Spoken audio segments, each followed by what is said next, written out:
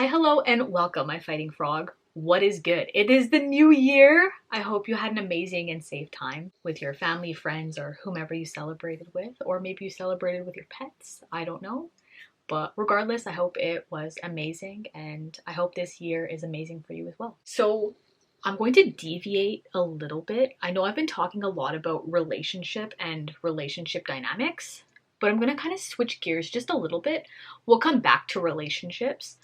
But for right now, I want to focus on the self because how you view yourself and how you see yourself is really important. Okay, but we'll get there.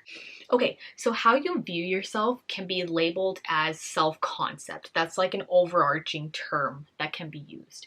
So you're probably wondering, what does self-concept mean? Great question, my little cutie. Give me a second, I gotta read my script. Okay, so self-concept is the perception that we have about ourselves. So what does that mean? It's basically answering the question, who am I? When you are asked that question, how would you answer that? Who are you? Right? Right? That's a deep question. Very deep. But don't worry, hold on a second. So when you ask this question, it's thinking about your tendencies, your hobbies, your skills, what you like, what you don't like, what makes you as a person. And it's a lot of things. So that's what self-concept is. It's the perception that you have about all that. So what do you think you like? What do you think you don't like? And I say think for a reason. I will get there, but I say think for a reason. And self-concept also has a few different other dimensions, which includes self-esteem, ideal self, and self-image. So it has those three dimensions as well. I'll cover those in separate videos just because those are long as well. I've been writing the scripts and doing the research for these, and they're pretty long scripts, so bear with me. But yes, going back to the question, who are you? Or who am I? You can pause the video and actually ponder the question. And if you have a notebook or your notes app or whatever works for you, even just your thoughts, ask yourself, who are you? What makes up you? And it's important what comes to mind for you when you describe yourself. What words come up when you describe yourself? Is it, I'm a fierce badass that can whoop the ass of, I don't know whose ass you'd want to whoop, but insert that. Right? Is it that? Is it that I'm skilled, that I'm confident? Or is it on the other side of the spectrum of just I'm a shitbag of a human being. I am an idiot. I am trash. I am unworthy. I'm unlovable. I don't deserve human connection. That was dark. Damn. I hope you don't feel that way. Because those are dark feelings. But what comes up for you? Right? Those are dark thoughts, which can lead to dark feelings, is what I meant to say. But yeah, so how would you describe yourself? And it's really important because this goes into, is how you think and how you perceive yourself, is it congruent or incongruent with reality? Now, I know those are big words, so bear with me. So what congruent or incongruent means is it in line with reality? Is it kind of lining up with reality, or is it way off? And so what this means is do you have, let's say, a negative self-concept where you do think you're an idiot or dumb or ugly or short or insert whatever descriptor works for you. And maybe you do think that, but do you have aspects in your life where maybe at school or at work you have people being like, oh my gosh, you're so smart, or oh my gosh, you look so pretty today, I love your hair. In those aspects, there's an incongruence happening because the way that the external world is perceiving and seeing you is completely different versus how you're seeing yourself. I don't think I needed to use the word versus, my bad. But does that kind of make sense? Where how you view yourself, it's very negative, but how others perceive you is very positive. Right? And another can happen where it's like maybe you see yourself in a really positive light, but you don't see how some of your tendencies may come across as a bit negative and people don't perceive you in the nicest way. We'll get to there, so don't worry.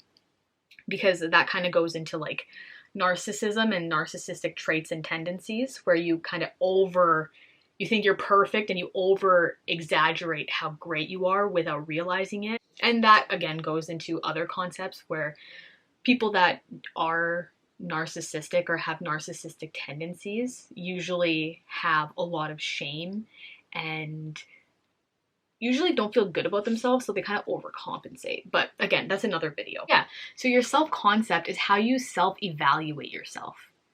Do you give yourself a good evaluation or is it kind of negative? So yeah, so another way how I said it in the beginning is how do you view yourself? And again, how you view yourself is so important. And I'll get to that because I've been there where I had a very negative self-view or self-concept. And usually when you have a really negative self-concept, sometimes many of the internal dialogue words that you say to yourself, usually someone else said it first. You don't really nitpick it at first. No one like is born to be inherently self-criticizing of just like, oh, I'm trash, I'm garbage, I'm an idiot, I'm like, no one's inherently born to think like that. Usually the self-dialogue that we have, it's usually things that others have said.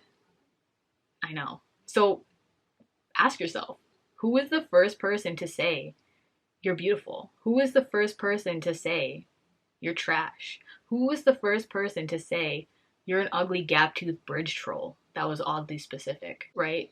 Because it started from someone else. So whose words did you internalize? That's the question.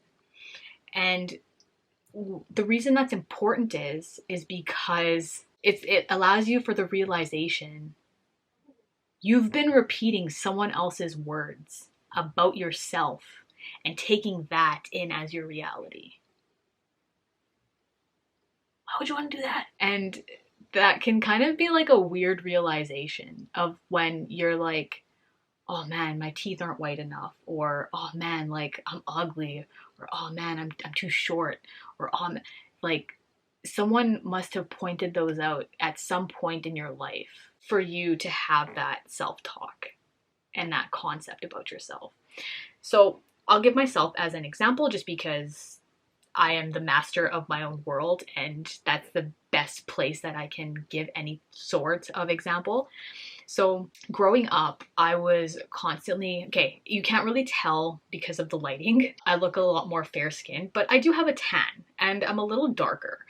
And I was constantly criticized when I was young for being really dark. Like I was really tan. I'll see if I can find a photo of my child. Like when I was in like grade school, I was pretty tan. And my family used to criticize me for that, of just like, oh, you're too dark. And that kind of took a toll on me growing up because it made me feel not good enough, where I felt like, oh, like this makes me ugly of having darker skin, of damn, you know? And it wasn't my own thoughts. Someone else said it first. Someone else brought it up. Right? And so what I'm trying to get at is what I'm hoping for yourself and what you can take away from this is really think about the words and how you describe yourself and really think about, did someone say this before to me? Am I taking in someone else's perception of me, or is this my actual perception of me? Which I know is very meta. That sounded really meta anyways. So yeah, really, really take that in, because maybe this is the time in your life where you start developing a newer self-concept. That's what I started doing 3 years ago. Well, 3 years ago, I had a really big incident that happened in my life. I'll talk about that in future videos just because, yeah, I have a different way of how I want to talk about it. But for brevity, I went through a mental health crisis and I ended up being hospitalized for it. And I got 2 fun diagnoses. Again, I'll talk about that later. because I got a pretty intense diagnosis for one of them. And so that's really important because that changed how I viewed myself, because now I had these labels to work with. But again, that's another conversation. And so, yeah, your self-concept and how you evaluate and see yourself, it sometimes can be wrong because, again, you have these filters of other people that you've internalized, and that's how you're viewing the world. So I'm not trying to say to be like, oh, like I'm perfection. No, we don't want to get there. You don't want to be perfect. Perfect is bullshit. Perfect does not exist.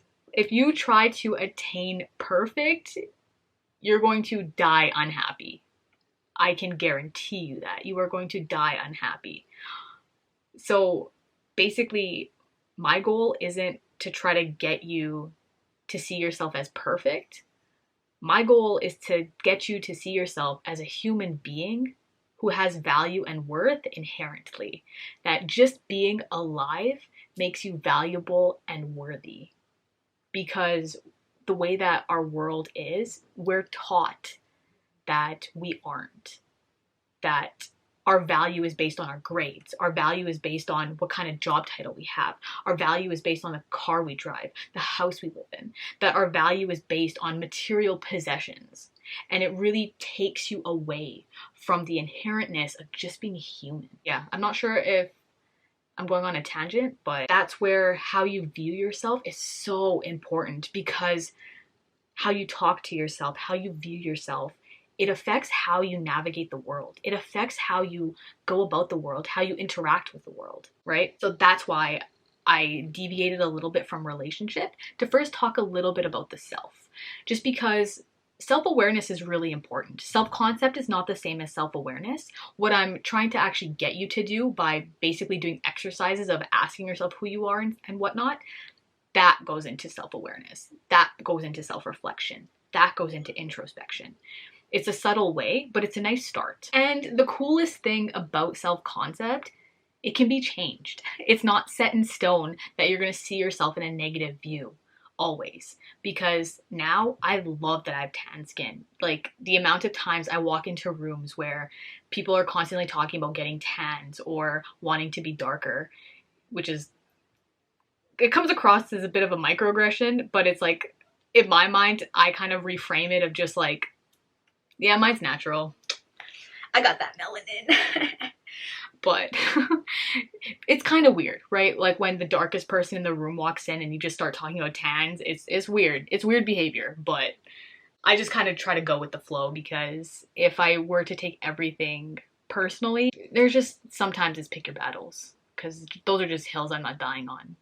You know? And so with the beauty of your self-concept not being static or not being stuck in stone, it's not set, it's not like the same all the way through, it can be nurtured, right? And one of the main aspects that has a really big effect on it is your environment. Who are you surrounding yourself with? What kind of people do you surround yourself with? Like what kind of friends, family, who do you surround yourself with? That really is important. Do you isolate yourself because you don't feel like you belong with the people that you're with? I grew up feeling that way, so that's not a fun feeling, where it feels like trying to be yourself is just not enough. And again, that can have a negative effect on your self-concept. So again, I can give a little bit more anecdotal information. So growing up, I was really hard on myself, like extremely hard on myself. I felt like the amount of criticism that I had for myself, like I think about it now and I'm like, oh my God, like you wasted so much time. Okay, I can't say wasted time, because if you were to talk about, I wouldn't want you talking about it. Like if you were talking about yourself, like it's not a waste of time. It's just you had that self-view and that's what got you through it at the time, unfortunately. But a lot of my self-view was what other people said about me, right? I had really bad acne in junior high, and I got made fun of it. I got made fun of it for it. I got made fun of for having acne. for being short. I'm 5'1". Yeah, so like, so being short, for example, I constantly, like, people constantly brought up of like, oh, you're so short, oh, you're so short. So I internalized that. And that goes with the concept of being dark, right? I had other people telling me that and making jokes about that. And it's so interesting how adults even bully kids. Like, it makes no sense to me. Like, when I'm around kids, like like, I get flabbergasted. I'm like, why would you want kids and bully them? Like, it makes no sense. Like, it's like, is it a joke? Is it? Like, I don't think it's being sensitive. It's just like, is it a joke? But I have really thick skin now, so it's just like, I don't care. But growing up, I did not have thick skin. I was high anxiety. So yeah, not a fun time. So yes, this was an introduction to self-concept and how you evaluate yourself. This is important. How you evaluate yourself is so important because it also affects how you enter and are in relationships. Because if you have a negative self-concept about yourself, how do you bring yourself in relationships? Isn't it, like, it's hard, but like, having a good sense of confidence in yourself before you enter a relationship is nice. Like, I'm not saying you have to be fully healed from your traumas to be in a relationship, but what I do think is really important, just from, like, again, experience, is having a good level of self-concept, who you are as a person, because that allows you to know your boundaries, that allows you to know what you will and will not put up with. And so that's why I think first focusing on the self is a little important, but not in the way that I've seen self-help do it. I don't really gravitate towards that. If you do, that's a-okay. I don't gravitate towards that. So that's kind of a personal thing.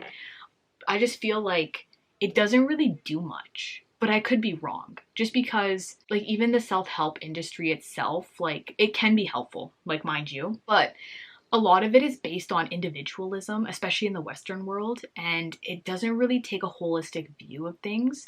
Because even if you perfect yourself, you don't know how you'll be in relationship or in, like, a dynamic situation. So it's like, it helps, but it doesn't help. So this is kind of why I think going this direction may actually be a little more beneficial, because again, it views you as a human being who's gonna make mistakes, which is a-okay, but you can treat yourself with compassion and kindness and a little bit of gentleness to get better. Because when it comes to relationships, like, you're gonna get triggered in relationships regardless of how healthy your relationship is. It's just, is the person that you're with worth being triggered for? Yeah, like, constantly being open to growing and becoming better than yesterday. That's kind of the goals. But yes, thank you so much for listening to this long ass video. I really appreciate it. Let me know your thoughts. Let me know if you've heard of this concept before. If you've heard of, like, the term, sorry, of self-concept or self-view. Yeah, and let me know if this was helpful though. Maybe next time I'll phrase it differently. Yeah, let me know if the structure was okay. That's kind of what I've been trying to figure out. I don't know if it should be more structured or not. So if it was good, let me know. That'd be awesome. If not, that's a-okay. I don't feel forced to tell me. That's okay. But I just want to make sure that the information is being presented in a way that is easy to understand, and it's just concise, and it follows a structure. So it just, like, it has a beginning, middle, and end. Thank you so much for your time. I really appreciate it. Until the next one, cheers. Clink. Oh wait, pinky's up. Cheers. Clink.